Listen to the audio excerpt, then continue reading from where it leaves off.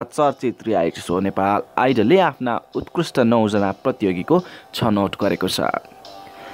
गए राति भएको एपिसोडमा उत्कृष्ट 10 बाट उत्कृष्ट 9 जना छनौट भएका हुन् दर्शकको भोटिङका आधारमा। दर्शकले कम भोट गरेको आधारमा केन्जल मेहर श्रेष्ठ नेपाल आइडलको मञ्चबाट सधैँको लागि बाहिरिएकी छिन्। हो तपाईँ हामी अनि सबैले मन पराउँदै आएकी केन्जल मेहर श्रेष्ठले नेपाल आइडलको मञ्चबाट बाई बाई गरेकी छिन्। केन्जल मेहर श्रेष्ठ आउट भएसँगै दर्शकहरूले आश्चर्य जनाएका छन्।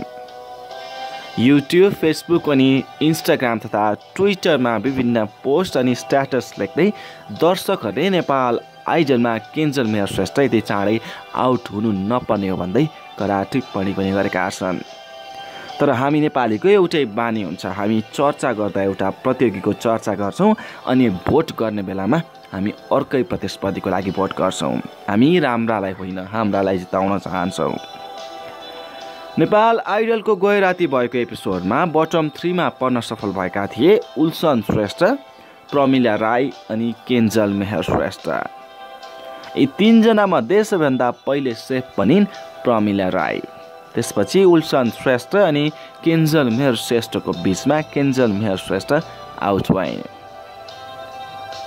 केन्जल मेहर श्रेष्ठ आउट भएपछि पनि उनले खुसी हुँदै भनेकी छिन्, नेपाल आइडल मञ्चलाई म धन्यवाद दिन चाहन्छु।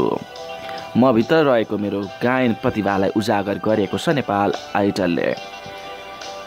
केन्जल मेहर श्रेष्ठ आउट हुँदा इन्दिरा जोशी अनि न्यू बज्राचार्य पनि भावुक बने। इन्दिराले त यसो पनि भनिन् कि केन्जल मेहर श्रेष्ठ भोलिका दिनमा नेपाल आइडलले जन्माएको सबैभन्दा उदाउँदो तारा बन्ने छिन्।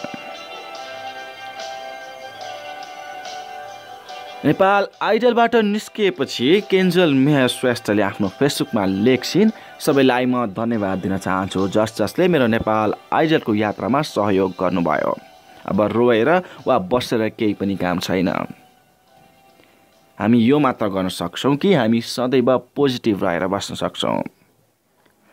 नेपाल आइडलमा हिजो भएको बटम 3 कन्टेस्टेन्ट मध्ये तपाईँलाई के लाग्छ को आउट हुनु पर्थ्यो? के केन्जल मेहर श्रेष्ठ नै आउट हुनु पर्थ्यो वा प्रमिला राई वा उल्सन श्रेष्ठ मध्ये एकजना आउट हुनु पर्थ्यो त? आफूलाई लागेको विचार तलको कमेन्ट बक्समा लेख्न नभुल्नुहोला। हामी यस्तै